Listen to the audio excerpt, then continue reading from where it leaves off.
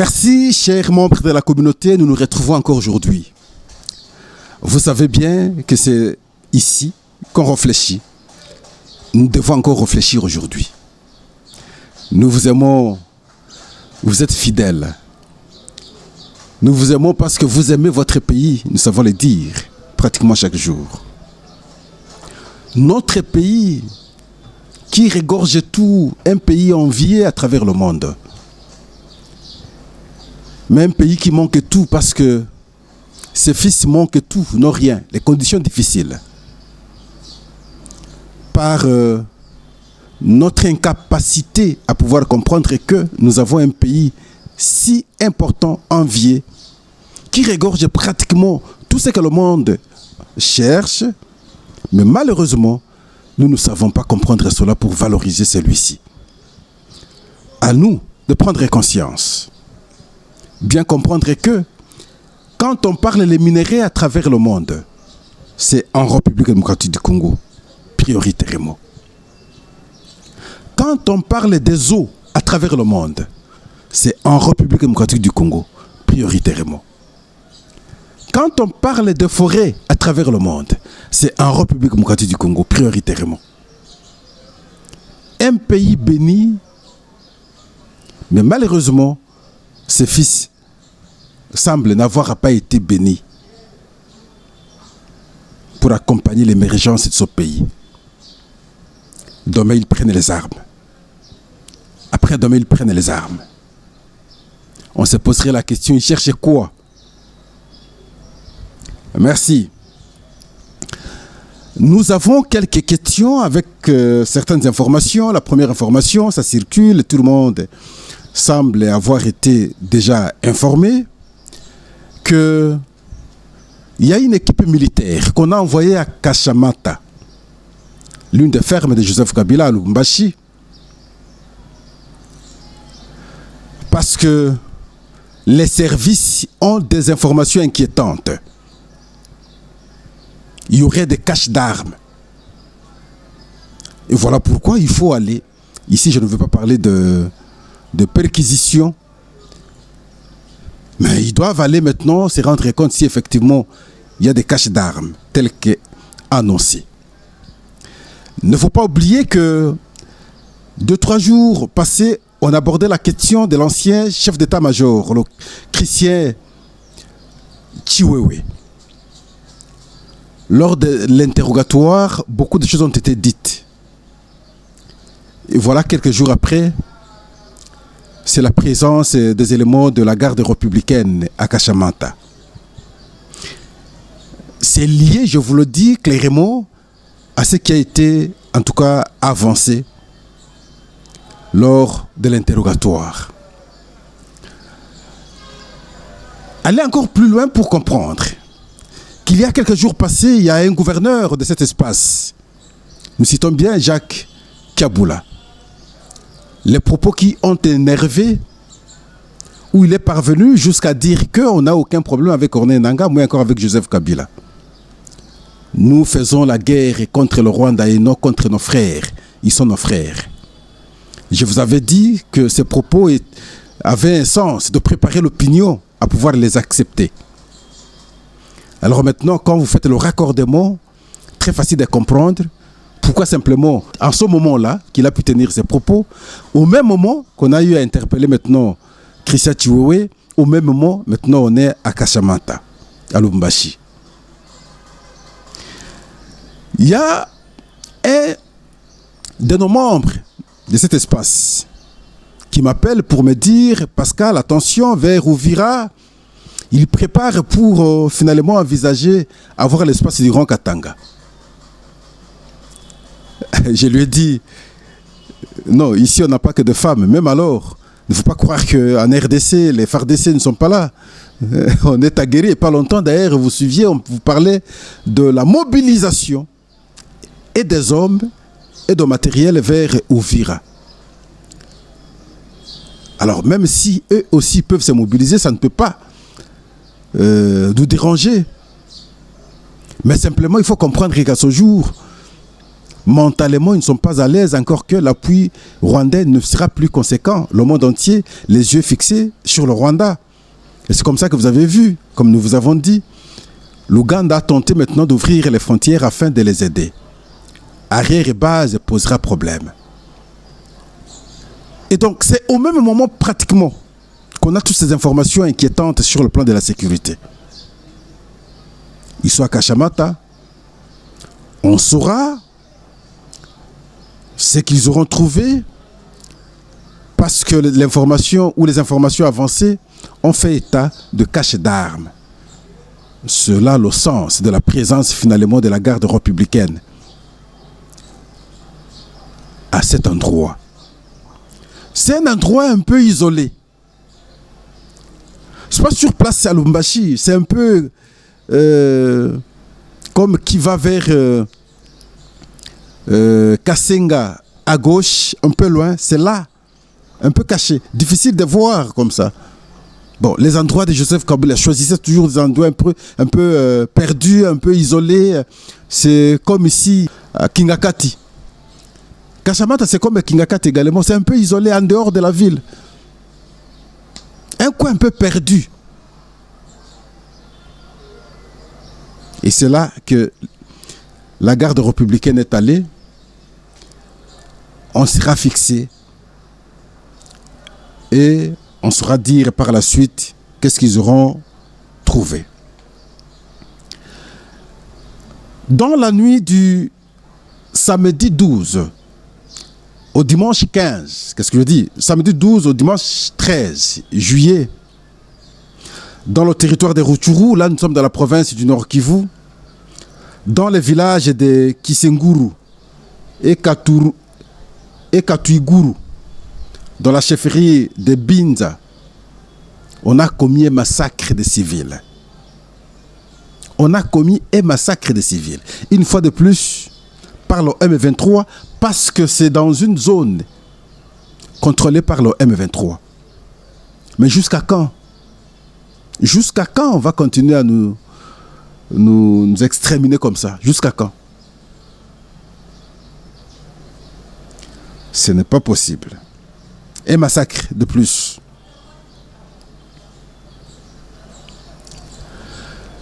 À Doha,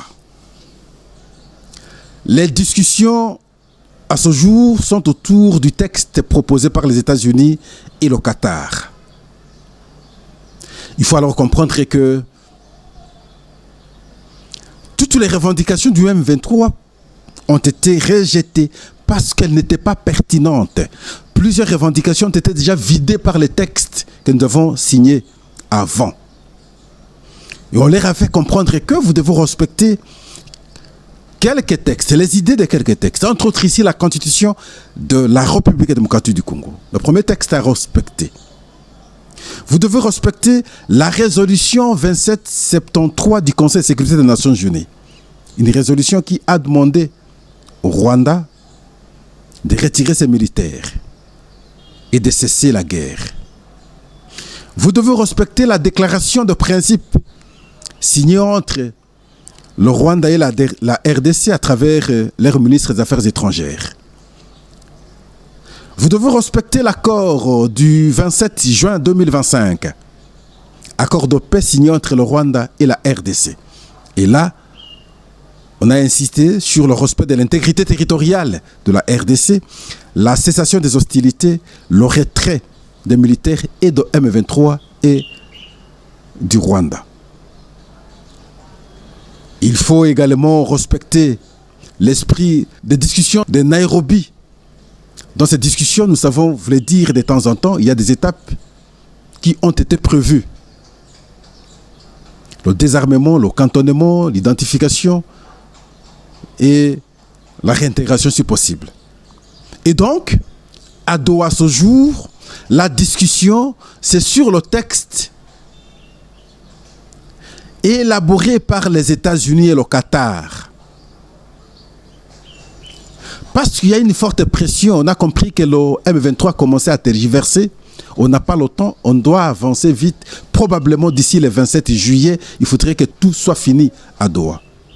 Afin d'envisager maintenant la réception des deux présidents du Rwanda et de la RDC pour que on mette fin à ces discussions qui ont commencé depuis longtemps.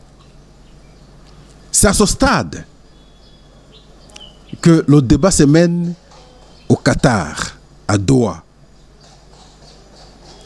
Les postures de M23 ont énervé à un certain moment, mais maintenant on les a imposé un texte, question d'apprécier, d'ajuster quelques éléments qu'ils estiment très bons.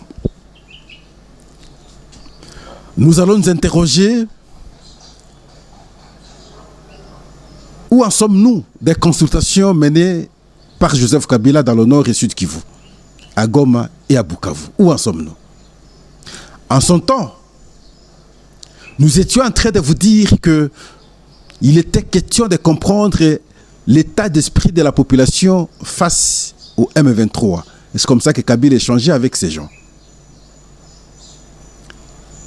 Et aujourd'hui, vous saurez nous donner raison. On s'était même dit, mais ça aurait quel sens? Parce que lorsqu'on fait des consultations, c'est pour remettre à une autorité qui a le pouvoir d'apprécier afin d'en décider par la suite. Mais ces consultations, ils donneraient à qui? Et qui pouvait avoir le pouvoir d'apprécier en fait compte?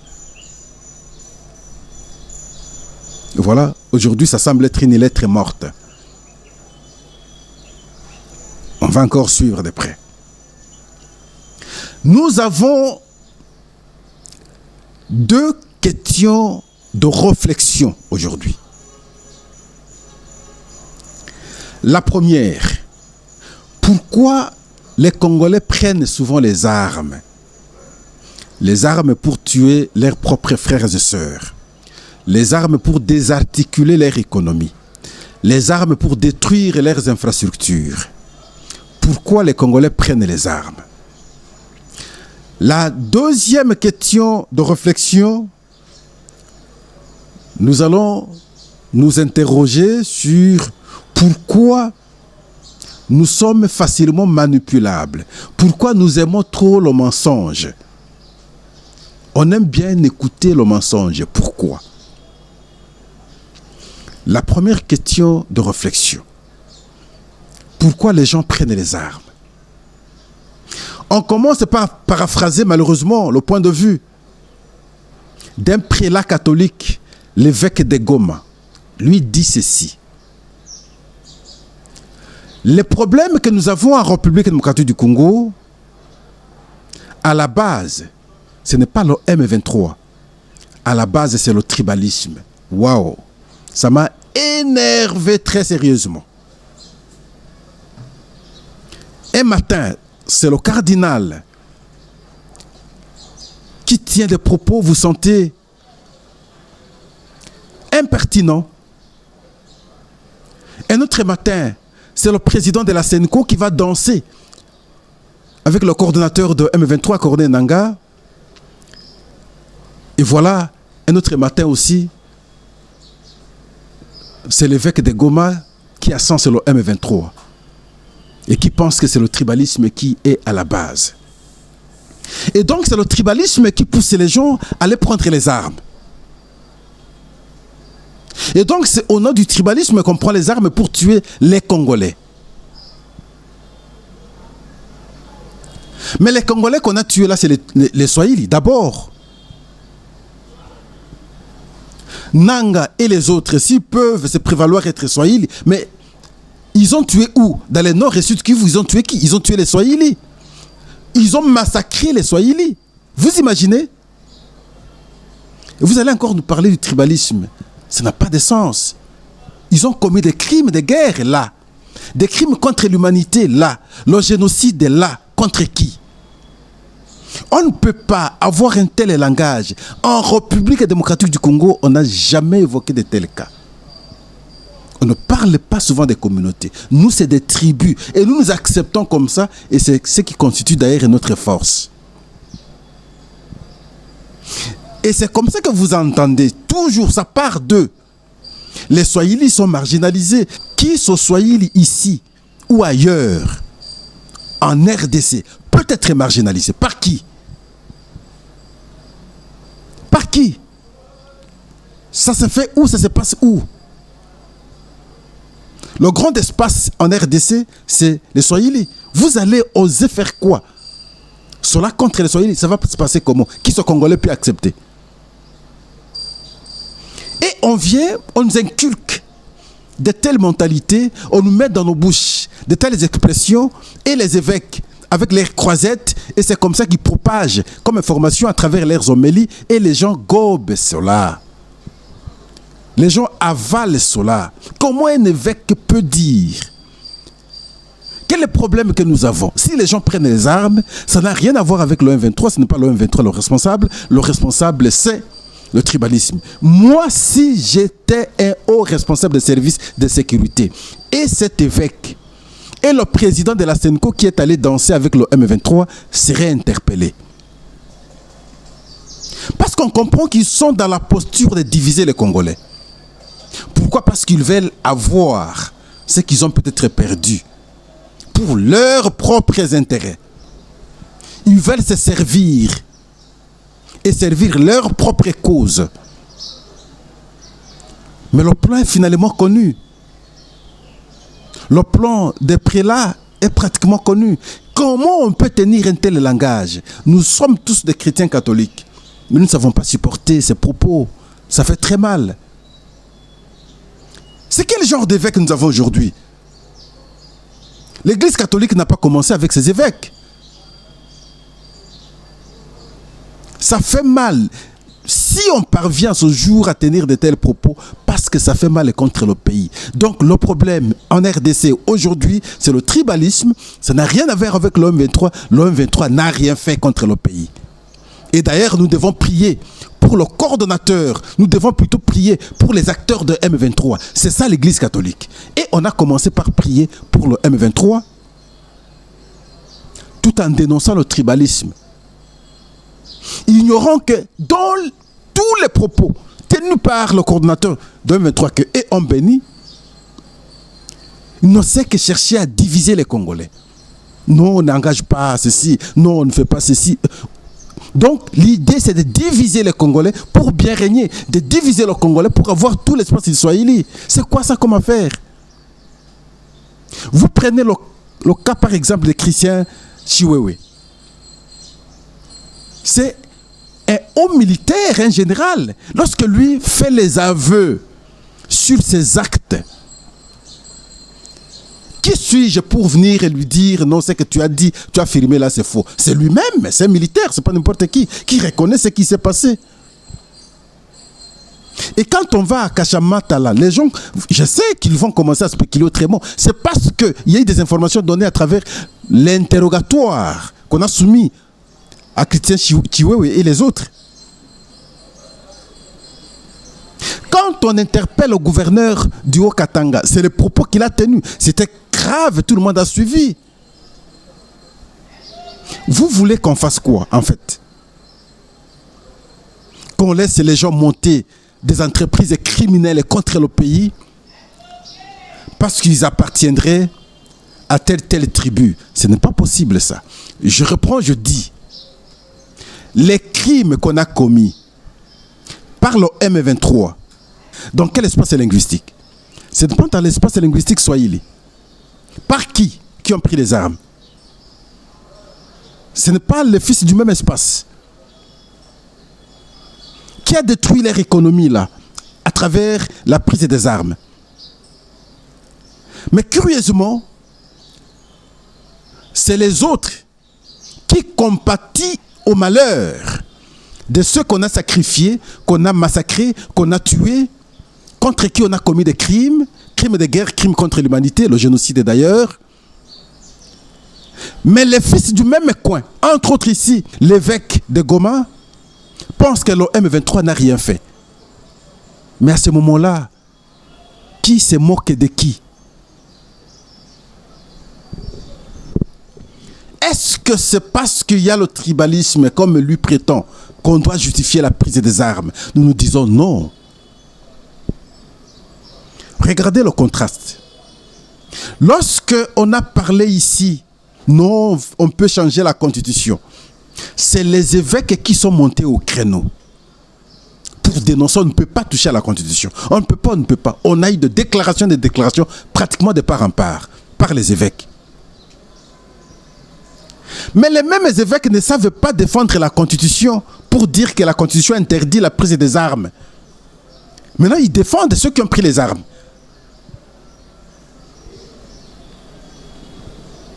Tout en marchant sur la constitution. La constitution que nous avons aujourd'hui, c'est un pacte que nous avons signé. On a dit plus jamais obtenir le pouvoir par les armes. Et une loi par la suite a été prise à l'Assemblée nationale, la loi que je surnomme loi citoyen Mbosso, où on interdit à quiconque d'obtenir le pouvoir par les armes. Mais les évêques ne condamnent pas. On ne peut pas justifier la prise des armes sur fond de tribalisme imaginaire. Des frustrations. On avait suivi à son temps aussi, Corneille Nangaa le disait, frustration. Nous sommes frustrés. Et lorsque vous êtes frustrés, la solution c'est la prise des armes pour tuer vos frères. Pour tuer vos frères. Pour détruire votre économie. Pour paralyser le pays. Parce que nous sommes frustrés. Nous avons été frustrés. Nous prenons les armes. Si tout le monde doit prendre les armes par frustration, alors le pays sera comment? On ne peut pas justifier la prise des armes par de frustration. Vos raisons sont ailleurs. Ce que vous avancez ne concorde pas avec la réalité constitutionnelle, par exemple. Vous ne pouvez pas justifier la prise des armes du fait de votre frustration. Ça ne passe pas. Et nous considérons que généralement les gens sont manipulés. Manipulés parce que il y a des gens qui ont leur velléité. Ils poursuivent leurs raisons, ils poursuivent leurs causes. Parce qu'ils ne peuvent pas vous le dire clairement, ils embarquent les autres pour trouver d'autres justifications afin qu'ils atteignent leur objectif. Ils sont facilement manipulés par le Rwanda, par exemple. Le Rwanda qui a des raisons d'occupation. Occupation des espaces sur le sol congolais. Raison d'exploitation de nos minerais. Et voilà, à défaut de le faire clairement, parce que maintenant s'il le fait clairement, mais il embarque quelques Congolais, allez, allons-y, accompagnons notre manœuvre pour que les gens ne puissent pas nous voir, qu'on vous voit vous. Heureusement, avec la bonne politique du président de la République, on a exposé et finalement, Paul Kagame a craqué et finalement, plus question de cacher l'information, le monde entier a fini par comprendre que effectivement c'est le Rwanda. Et c'est acté comme tel, lui-même également ne sait plus s'en cacher. Manipulation. Alors les quelques individus qui sont directement sous-traités par le Rwanda et aussi à leur niveau manipulent le reste. Non, nous venons pour libérer le pays. Mais libérer quoi? Mais Corneille Nangaa, vous allez libérer quoi? Mouzé Laurent Désiré Kabila la fois passée, ils nous avaient menti aussi comme ça. Nous sommes des libérateurs. Libérateur, il est venu avec les agresseurs du pays. Et lui-même va se rendre compte ici, il va chercher à les chasser. Et jusqu'au jour d'aujourd'hui, nous sommes mis la corde au cou avec les soi-disant libérateurs d'hier. Corde au cou, jusqu'à ce jour. Depuis son entrée jusqu'à ce jour, nous ne savons que subir. On ne sait que tuer les Congolais. C'est pas possible. On manipule les autres pour atteindre une cause. Dans cette manipulation, c'est comme ça que même le concept de tribalisme revient, ça tombe. J'ai suivi un jeune la fois passée, il était sur un plateau de télévision, je crois que c'était sur Télé 50, excusez que je cite la chaîne. Il dit, Joseph Kabila est resté au pouvoir pendant 18 ans. Aucun notable de l'espace du Haut-Katanga n'a occupé de hautes fonctions. Le Haut-Katanga a des territoires. Vous avez Kasenga, vous avez Pweto, vous avez Kambové, vous avez Kipushi, vous avez Il dit aucun n'a occupé des hautes fonctions. Et la seule personne, c'est Sam Alokonde ici, qui a été ministre des Sports. Et quand Katumbi s'est séparé de Kabila, lui aussi a démissionné, il était parti. Aucun. Mais les mêmes aujourd'hui, quand ils prennent parole pour défendre la même personne, vous dites, mais finalement, c'est quoi? J'ai suivi un député national. Son nom, c'est Katumba. Il défend, il plaide pour la réhabilitation de la route numéro 5 qui va de Lubumbashi jusqu'au centre Puerto. Puerto, c'est un territoire. J'ai parcouru cette route, la route nationale numéro 5, dans des conditions inadmissibles, délabrées comme vous n'avez pas l'idée. Je pose la question, depuis quand? Non, cette route a toujours été ainsi, délaissée. Les gens ne prennent que la voie fluviale. Par le lac Muero, plutôt lac Muero, ils prennent la rivière et puis ils sont partis. Mais je me suis posé la question, alors depuis tous ces temps, qu'est-ce qu'on a fait?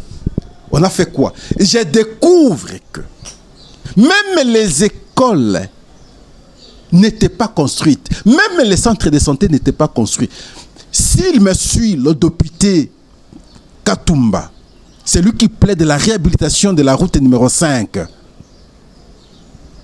Il sera très d'accord avec moi que c'est sur cette route qu'on a construit des écoles et des centres de santé qui n'existaient pas depuis longtemps, depuis plus de 20 ans. Et vous arrivez dans le centre de Puerto, et là, on a construit un bâtiment administratif, un joli bâtiment administratif. Vous allez dans le centre du territoire de Kasenga, on a construit un joli bâtiment administratif, des choses que ces territoires n'ont jamais connues depuis tous ces temps. Alors vous allez dire quoi? De là, non loin de Kashamanta, la résidence de Kabila, c'est comme ici à Kinshasa, où il a construit aussi Kingakati. C'est pratiquement la même chose. Toujours un peu en isolement de la ville. Il n'avait rien, il n'a rien fait. Et donc, non seulement qu'il n'a pas nommé des gens, mais aussi, il n'a pas construit. Mais curieusement, les mêmes font éloge d'une telle personne qui les a mis dans cet état pendant beaucoup d'années. Je le dis sous réserve de tout Katanga, du Haut-Katanga, bien entendu. Rien du tout. Rien du tout. Allez dans ces territoires, on va vous faire ce témoignage. S'ils ont des écoles aujourd'hui, c'est grâce maintenant au projet des 145 territoires. S'ils ont des centres de santé, c'est grâce au projet des 145 territoires. S'ils ont des bâtiments administratifs, c'est grâce au projet des 145 territoires. Et je suis d'accord aujourd'hui avec le député Katumba pour qu'on réhabilite cette route-là. Ce sera alors une très bonne chose. Mais le délabrement de la route, ce n'est pas aujourd'hui, c'est depuis très longtemps. On ne l'a jamais asphalté. Vous allez encore mentir qui? Non, s'il vous plaît. Le choix des armes, c'est un très mauvais choix opéré par Corneille Nangaa, par Joseph Kabila et consorts. Un mauvais choix, sincèrement. On ne peut pas justifier la prise des armes à autre chose. Non, évitons ça. Merci. L'autre question de réflexion, c'est pourquoi nous aimons très facilement les mensonges? Nous, on aime qu'on nous mente. Et nous sommes à l'aise lorsqu'on nous ment. Comme je paraphrase Justin Butakwira qui a dit, un Kinois, lorsqu'on lui dit la vérité, il s'énerve. Quand on le ment, il est content. Mais il n'a pas tort. Nous, on aime des propos mensongers. Et on crée même des fils conducteurs. Non, mais voilà, parce que c'est si. Et on raconte, et ça va. Tout ce que ceux qui ont pris les armes disent aujourd'hui, c'est du mensonge.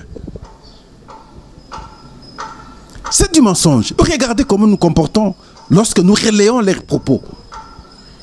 Comme si ils sont des messies, ils sont venus pour aider, ils sont venus pour sauver. Mais c'est quoi ça comme affaire? Qui oublie qu'ils étaient ici au pouvoir hier? une société qui, en tout cas, a comme valeur le mensonge, il est difficile qu'une telle société se structure normalement. On ne peut pas avoir comme valeur le mensonge. Un mensonge, c'est une antivaleur. C'est un élément destructeur d'une société. Désarticule la vérité. De ce point de vue, nous ne pouvons pas, en tout cas, la voir comme une valeur de la société. Le mensonge. Est-ce que c'est parti de notre manière d'appliquer la démocratie? Je dis ça peut être vrai, même si les principes de la démocratie sont universels partout ailleurs. Mais au moins, quand on va par exemple aux élections, le politique ne sait que mentir. Et cela peut constituer en tout cas notre manière d'être. Élisez-moi, je ferai ceci pour vous. Mensonge. Et une fois au pouvoir, il ne réalise pas ce qu'il a promis. Vous n'êtes qu'un député national, un candidat député national. Et vous promettez le ciel et la terre à vos électeurs. Lorsqu'ils vous élisent, et demain, il ne sait pas gratter le ciel, il ne sait pas poser les pieds sur la terre. Et ça devient compliqué. Et à leur tour aussi, ils vont croire que comme notre leader a menti, c'est que c'est un bon exemple. Nous aussi, nous devons mentir pour devenir comme lui. Lui est député, il a l'argent, nous aussi, nous devons mentir pour avoir aussi l'argent. Et nous constituons cela comme un mode de vie. Mensonge. Alors, prenons conscience, comprenons que nous devons, en tout cas, nous battre pour la construction de ce pays. L'allure, où vont les choses? Principalement ici, parce que c'est la corporation que nous avons mis en exergue, les évêques par exemple, détruisent plutôt la morale. On ne sait plus se référer. Ce sont des gens, on les appelle pères spirituels, vers qui on pouvait maintenant aller nous confier pour qu'ils nous aident avec de bons conseils. Mais aujourd'hui, on ne sait plus aller vers eux. Non, ils ont tout le temps de se ressaisir. Ils ont tout le temps de se ressaisir. Je suivais un prêtre de l'église catholique toujours dire qu'on n'entend pas la Senco, par exemple, pour des questions qui vont dans le sens du dogme de l'église. On n'entend pas des débats de la Senco. Le point de vue de la Senco, vous pouvez rechercher, vous n'allez pas les retrouver. Mais lorsqu'il s'agit maintenant de donner le point de vue sur des questions politiques, ils sont les premiers. Je dis, peut-être parce qu'ils ont appris la philosophie, c'est comme ça qu'ils font ce qu'ils font. Mais au moins, n'oubliez pas votre mission. Parlez aussi de ce qui concerne la mission première que vous avez, celle de sauver les âmes. Et cela par la prédication de la bonne nouvelle. On a l'impression aujourd'hui que on prend une autre position où on s'affiche même contre. On s'affiche plutôt avec ceux qui, visiblement, sont contre la population, qui ont tué la population. Moi, ça me fait très mal. Vous pouvez tout supporter, tout accepter, mais voir ces images que nous avons vues la fois passée, en tout cas, ça fait très mal. Nous terminons notre émission par là. Nous vous disons merci, chers Congolais. Aimons notre pays, personne ne viendra l'aimer de plus que nous autres. Battons-nous pour le développement de celui-ci. Évitons la prise des armes. Ça détruit le pays, ça nous fait reculer. S'il y a un problème, échangeons entre Congolais. Ne justifions pas nos mécontentements par la prise des armes. Non, c'est ignoble, c'est cruel. C'est très cruel. N'appuyons pas ceux qui prennent les armes. N'appuyons pas ceux qui tuent les Congolais. N'appuyons pas ceux qui commettent des crimes sur le sol congolais. Il ne peut pas bénéficier d'un butin de guerre. Il ne peut pas être du côté de l'Église. Non. L'Église ne peut pas être de leur côté. En tout cas, non. Nous vous disons merci. Au revoir. À la prochaine.